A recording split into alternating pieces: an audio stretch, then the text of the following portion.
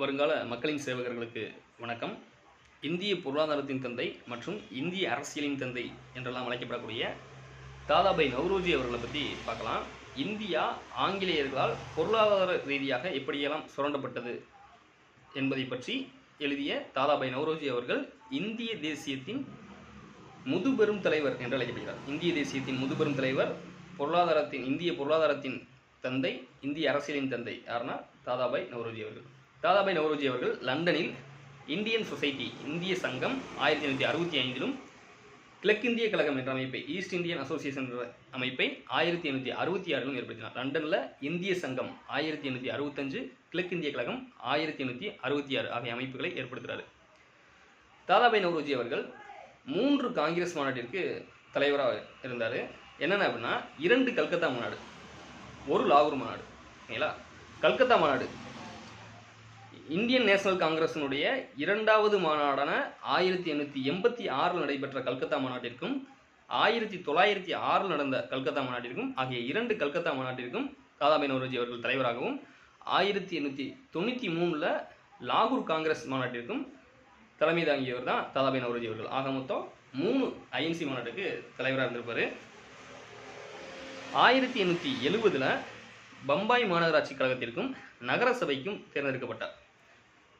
1901 அவர் எழுதின புக்கு என்னன்னா, வறுமையும் பிரிட்டிஷுக்கு ஒவ்வாத இந்திய ஆட்சியும், poverty and unBritish rule in India என்ற நூலில் செல்வச் சுரண்டல் பற்றி குறிப்பிடுறாரு. அதில் என்ன சொல்கிறார் அப்படின்னா, எந்த நாடாக இருந்தாலும் வசூலிக்கப்பட வேண்டிய வரியை அந்த நாட்டினுடைய நல்வாழ்விற்காகவே செலவிட வேண்டும். ஆனால் பிரிட்டிஷ் இந்தியாவில் ஆங்கிலேயர்கள் வசூலிக்கும் வரியானது இங்கிலாந்தினுடைய நலனுக்கு செலவு செய்யப்படுகிறது. அதாவது இந்தியாவில் வரி வசூலிக்கப்பட்டு அது இங்கிலாந்தினுடைய நல்வாழ்விற்காக செலவிடப்படுது அப்படின்னு சொல்லி குறிப்பிடுறாரு. அதே போல் 1835 1872 வரைக்கும் ஆண்டுக்கு 13 மில்லியன் மதிப்புள்ள பொருட்கள் இங்கிலாந்திற்கு ஏற்றுமதி செய்யப்படுவதாகவும், அந்த அளவிற்கு ஈடான பணம் இந்தியா வந்து சேரவில்லை என்றும் குறிப்பிடுகிறார்.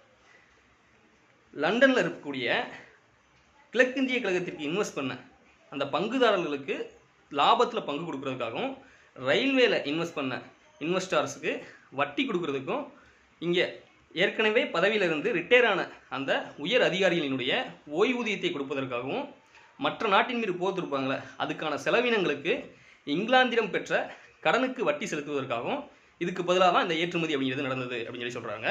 அது என்ன பேரில் ஏற்றுமதி செஞ்சாங்கன்னா, தாயக கட்டணம் என்ற பேரில் ஏற்றுமதி செய்யப்பட்டிருக்கு. இதனால் இந்தியாவுக்கு 30 மில்லியன் பவுண்டுகள் நஷ்டம் ஏற்பட்டதாக நவ்ரோஜி அவர்கள் உறுதிப்பட கூறினார். தாதாபாய் நவ்ரோஜியினுடைய 2 பத்திரிகைகள் என்னென்ன அப்படின்னா, வாய்ஸ் ஆஃப் இந்தியா, இந்தியாவின் குரல், ராஷ்ட் கோப்தார் ஆகிய 2 பத்திரிகைகள் தான். ஓகேங்களா? ஓகே, அடுத்து ஒரு நல்ல வீடியோவில் சந்திப்போம். நன்றி, வணக்கம்.